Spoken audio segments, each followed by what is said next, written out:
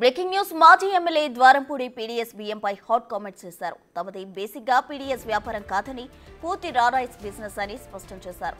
చంద్రబాబు హయాంలోనూ తన తండ్రి rice మిల్లర్ల association president గా పనిచేశారని, తాను కానీ తన కుటుంబం కానీ రేషన్ బియ్యం వ్యాపారం లేదని అన్నారు ద్వారంపూడి. ఎక్కడ కంట్రోల్ చేస్తే బాగుంటుందో అక్కడ చేయమని పవన్ కళ్యాణ్ కు విజ్ఞప్తి చేశారు. రేషన్ షాప్ బియ్యం వ్యాపారం చేసే వారి నుంచి మీ కొండబాబే 5 లక్షలు వసూలు చేస్తున్నారని, లంచాలు తీసుకోపోవడం మానేస్తే ప్రశ్నించే ధైర్యం వస్తుందని అన్నారు ద్వారంపూడి. కాకినాడ పోర్టుపై ఎక్కువ దృష్టి పెట్టి చెడ్డ పేరు తీసుకురావద్దని సంచలన వ్యాఖ్యలు చేశారు కొండబాబు.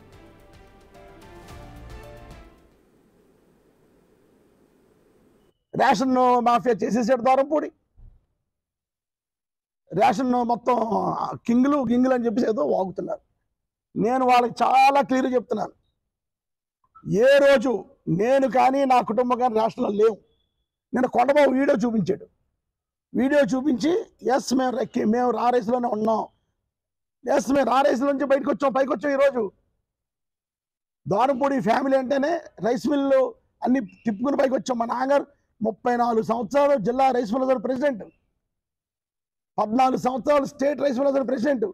ఇదే చంద్రబాబు నాయుడు ఉండగా మా నాన్నగారు ప్రెసిడెంట్ చేశారు ఉమ్మడి రాష్ట్రంలో. ఇదే చంద్రబాబు నాయుడు ముఖ్యమంత్రి ఉండగా ఏ రోజు మచ్చలేదు మా మీద. అటువంటిది ఈరోజు ఈ రేషన్ అని ఒక వంకతో నన్ను నా కుటుంబాన్ని బ్యాడ్ చేయాలని ఒక ఉద్దేశంతో మొత్తం ఎక్స్పోర్ట్ నాశనం చేసి పడేయారు వీళ్ళు. ఈరోజు కాండం నుంచి వెళ్ళిపోతుంది, వైజాగ్ నుంచి వెళ్ళిపోతుంది, పారాదీప్ నుంచి వెళ్ళిపోతుంది, కృష్ణపట్నం నుంచి పోతుంది, చెన్నై నుంచి పోతుంది. 6 నెలలు అయింది కదా, ఎక్కడ కంట్రోల్ చేశారు రేషన్ మీరు ఎక్కడ కంట్రోల్ చేశారు? ఈరోజు ఛాలెంజ్ చెప్తున్నారు, గుంటూరు నుంచి ప్రతి రేషన్ బియ్యం కూడా చెన్నై వెళ్ళిపోతుంది. కనుక రేషన్ బియ్యం ఎక్స్పోర్టర్లు చేయరు మహానుభావులు చెప్పేది ఇదే. ఎక్స్పోర్టర్లు రేషన్ బియ్యంతో సంబంధాలు ఉండవు. అలాగని రేషన్ బియ్యం వెళ్దని నేను చెప్పను. రేషన్ బియ్యం సప్లై చేసే వాళ్ళు చిన్నవాళ్ళు చేస్తారు. ఇప్పటికే ద్వారంపూడి రేషన్ బియ్యం దందాపై దృష్టి పెట్టింది కూటమి ప్రభుత్వం. ఆ మాఫియాకు అడ్డుకట్ట వేసే దిశగా వేగంగా అడుగులు వేస్తుంది.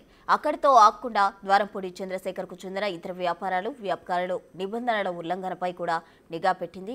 అందులో భాగంగానే తాజాగా ఆయనకు చెందిన రొయ్యల శుద్ధి పరిశ్రమలో నిబంధనల ఉల్లంఘనలు గుర్తించి మూసేయించింది. ఇక సమగ్ర విచారణ దర్యాప్తులు సత్వరమే నిర్వహించి ద్వారంపూడి వ్యాపారాలపై చట్ట ప్రకారం చర్యలు తీసుకునేందుకు అడుగులేస్తున్నారు అధికారులు.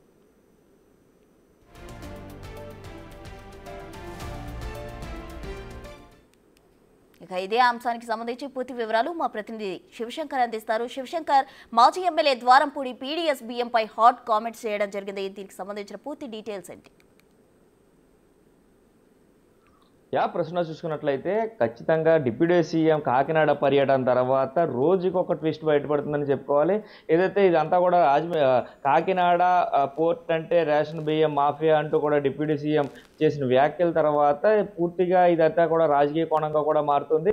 చూసుకున్నట్లయితే ఇప్పటికే 640 టన్నులు ఏదైతే స్టెల్లాషిప్లో పట్టుకున్నారో, ఆ తర్వాత అధికారులు నిపుణుల బృందం వెళ్ళింది. నిపుణుల బృందం వెళ్ళి ఒక 36 శాంపిల్స్ని తీసుకొచ్చారు. 36 శాంపిల్స్ కూడా ల్యాబ్ టెస్టింగ్ జరుగుతున్నాయి. అది కూడా ఒక 12 సంవత్సరాలకు సంబంధించినట్లుగా కూడా తెలుస్తుంది. అయితే ఈ నేపథ్యంలోనే మొన్న సిటీ ఎమ్మెల్యే కొండబాబు కూడా ప్రెస్ మీట్ పెట్టి కొన్ని హాట్ కామెంట్స్ అయితే చేశారు. ద్వారంపూడి నీ పని అయిపోయింది, ఈ వ్యాపారం అక్రమ వ్యాపారం అంతా కూడా చేసింది నువ్వే, ఖచ్చితంగా రాష్ట్ర ప్రభుత్వం సిఐడి ఎంక్వైరీ ద్వారా కూడా పూర్తి స్థాయిలో ఎంక్వైరీ చేసి ఈ బండారం అంతా బయట పెడతారంటూ కూడా హాట్ కామెంట్స్ చేశారు. దానికి కౌంటర్గా అయితే నిన్న ద్వారంపూడి చంద్రశేఖర్ రెడ్డి ప్రెస్ మీట్ పెట్టి మేము పచ్చి బియ్యం వ్యాపారం ఏదైతే రా రైస్ వ్యాపారం మీద పైకి వచ్చాం, అది వాస్తవం. మా నాన్నగారు ఎవరైతే ఉన్నారో ఆయన 15 సంవత్సరాలు ఓవరాల్గా కాకినాడ జిల్లా మొత్తానికి ఉమ్మడి తూర్పుగోదావరి జిల్లాకి రైస్ మిల్లర్స్ అసోసియేషన్ ప్రెసిడెంట్గా కూడా విధులు నిర్వహించారు. అప్పుడు చంద్రబాబు కూడా సీఎంగా ఉన్నారంటూ కూడా చెప్పు వచ్చారు. అయితే తమ ఏదైతే రా రైస్ వ్యాపారం చేశాం కానీ రేషన్ బియ్యం వ్యాపారం కాదు, రేషన్ బియ్యం వ్యాపారానికి తమకు ఎటువంటి సంబంధం లేదు, కేవలం రేషన్ బియ్యం మాఫియాని ఒక సాకుగా చూపించి కాకినాడ పోర్టుకి అన్యాయం చేయొద్దంటూ కూడా ఆయన చెప్పిన పరిస్థితి కనిపిస్తుంది. వేలాది మంది కుటుంబాలు ఏదైతే రైస్ ఎక్స్పోర్ట్ ద్వారా రైస్ ఎక్స్పోర్ట్ ద్వారా ఇక్కడ ఉండే కూలీలు కానీ లేదంటే దానికి సంబంధించిన సూపర్వైజర్లు కానీ వీళ్ళందరూ కూడా పూర్తి స్థాయిలో బాగుపడ్డారు. వారందరూ కూడా ఆర్థికంగా నిలదొక్కున్నారు. ఇలాంటి సమయంలో ఒక రేషన్ బియ్యం నిందేసి కాకినాడ పోర్ట్ నుండి ఆ బియ్యం ఎగుమతులు జరగకుండా చేస్తున్నారు. ప్రస్తుతం కొంతమంది ఎక్స్పోర్టర్స్ ఇక్కడ నుంచి వెళ్ళిపోయి వేరే విశాఖలో కానీ లేదంటే గుంటూరులో ఇట్లా చెన్నై పోర్టుకి వెళ్ళి ఎక్స్పోర్ట్ చేసుకుంటున్నారు. ఈ నేపథ్యంలో చూసుకున్నట్లయితే కొంతమంది జనవరి తర్వాత వెళ్ళిపోతారు. కాబట్టి ఖచ్చితంగా దీని మీద ఒకసారి దృష్టి సారించండి. అసలు కూటమి ఎమ్మెల్యేగా ఉన్న కొండబాబుపై కూడా ఆయన సంచలన వ్యాఖ్యలు చేశారు.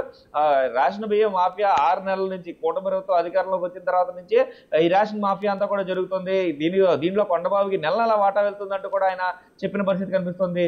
ఇదే నేపథ్యంలో చూసుకున్నట్లయితే కొండబాబు మేనల్లుడు స్వయంగా ఆయిల్ మాఫియాని డీల్ చేస్తున్నారంటూ కూడా ఆయన కామెంట్స్ చేసిన పరిస్థితి కనిపిస్తుంది. అతని వద్ద నుంచి కూడా 7 లక్షల రూపాయలు నెల కొండబాబు తీసుకుంటున్నారు. దీనిపై పవన్ కళ్యాణ్కి నా విన్నపం, ఆయన ఒక ఇంటెలిజెన్స్ రిపోర్ట్ తెప్పించుకోవాలి సిటీ ఎమ్మెల్యే మీద. తెప్పించుకుని చూస్తే మొత్తం పూర్తిగా ఈయన ఎంత అవినీతిపరుడు అనేది మీకు అర్థమవుతుందంటే కూడా ఆయన చెప్పిన పరిస్థితి కనిపిస్తుంది. అయితే రాష్ట్ర ప్రభుత్వం అయితే ఈ రేషన్ మాఫియాపై సీరియస్ గా ఉంది. కాకినాడ పోర్టులో జరిగిన రేషన్ మాఫియా గురించి మొత్తం పూర్తి స్థాయిలో తవ్వుతున్నారు. సిఐడి ఎంక్వైరీ వేశారు. 2019 నుంచి 24 వరకు అసలు ఎంత రైస్ అనేది ఎక్స్పోర్ట్ జరిగింది, ఎంత ట్రాన్సాక్షన్ జరిగింది, ఎంత అమౌంట్ ఆఫ్ రైస్ వెళ్ళింది, అది చూసుకున్నట్లయితే పూర్తి స్థాయిలో ఎంక్వైరీ చేస్తున్న పరిస్థితి కనిపిస్తుంది. శివశంకర్, అయితే ఓవైపు ద్వారంపూడి అయితే తనకు పోటుకు ఎటువంటి సంబంధం లేదు ఆ రేషన్ బియ్యంకి సంబంధించి అంటున్నారు. ఇటువైపు టీడీపీ నేతలు అలాగే జనసేన నాయకులు కావచ్చు, వీరంతా ద్వారంపూడికి పక్కా సంబంధం ఉంది అంటున్నారు. అసలు సిఐడి విచారణలో ఏం తేలింది? చూసుకున్నట్లయితే ప్రశ్న ఏదైతే సిఐడి విచారణ మొదలు పెట్టారో సిఐడి విచారణ ఏదైతే మంగళగిరి హెడ్ ఆఫీస్ నుంచి ఆదేశాలు వచ్చిన తర్వాత కాకినాడకి ఏదైతే రాజమండ్రికి సంబంధించిన టీం అంతా కూడా కాకినాడ సీపోర్ట్కి వెళ్ళారు. కాకినాడ సీపోర్ట్కి వెళ్ళి పూర్తి స్థాయిలో ఎంక్వైరీ చేశారు. 2019 నుంచి 24 వరకు ఉన్న పత్రాలని, కొన్ని హార్డ్ కాపీస్ని కూడా, కొన్ని సాఫ్ట్ కాపీస్ని కూడా స్వాధీనం చేసుకుని పూర్తి స్థాయిలో ఎంక్వైరీ చేస్తున్నారు. అయితే 35 మంది బృందం అంతా కూడా వెళ్ళి కాకినాడ సీపోర్ట్లో ఉన్న పూర్తి స్థాయిలో కాకినాడ సీపోర్ట్లో ఉన్న అంతా కూడా సమాచారాన్ని అంతా కూడా సేకరించారు. అయితే దీనికి సంబంధించి ఇన్వెస్టిగేషన్ జరిగేటప్పుడు ఎటువంటి లీక్స్ బయటకు ఉండవు. కాబట్టి పూర్తిగా అయితే మనకు అందుతున్న సమాచారం ప్రకారం దీని మీద 2019 నుంచి 24 వరకు ఎంత రైస్ అనేది ఎక్స్పోర్ట్ జరిగింది, అందులో రైస్ ఎంత, ఏ కంపెనీలు ఎంతెంత ఎక్స్పోర్ట్ చేసాయి అనే దాని మీద పూర్తిగా క్షుణ్ణంగా ఒక రిపోర్ట్ తయారు చేసి ఆ వెళ్ళిన రైస్ ఎక్కడి నుంచి వాళ్ళు తీసుకున్నారు, అంటే ఏ ఎక్స్పోర్టర్స్ తీసుకున్నారో, ఏ ఎక్స్పోర్టర్స్కి ఎక్కడి నుంచి సప్లై అయ్యిందనే దాని మీద పూర్తిగా రివర్స్లో ఒక రివర్స్ కోణంలో వెనక్కి వెళ్తున్నారు. ఆ వెళ్ళిన నేపథ్యంలో అసలు వాళ్ళకి అంటే రైస్ మిల్స్కి అలాట్ చేసిన రైస్ క్వాంటిటీ అంతా, వారు ఎంత ఎక్స్పోర్ట్ చేయగలరు, ఆ ఎక్స్పోర్ట్ చేసిన సామర్థ్యం ఎంత ఉన్నది అనే దాని మీద కూడా పూర్తి స్థాయిలో అంటే పిన్ టు పిన్ క్షుణ్ణంగా సిఐడి ఏదైతే పరిశీలించిన తర్వాత దీనికి సంబంధించి పూర్తిగా అయితే చర్యలు తీసుకునే పరిస్థితి కూడా కనిపిస్తుంది. Right, thank you Shivshankar.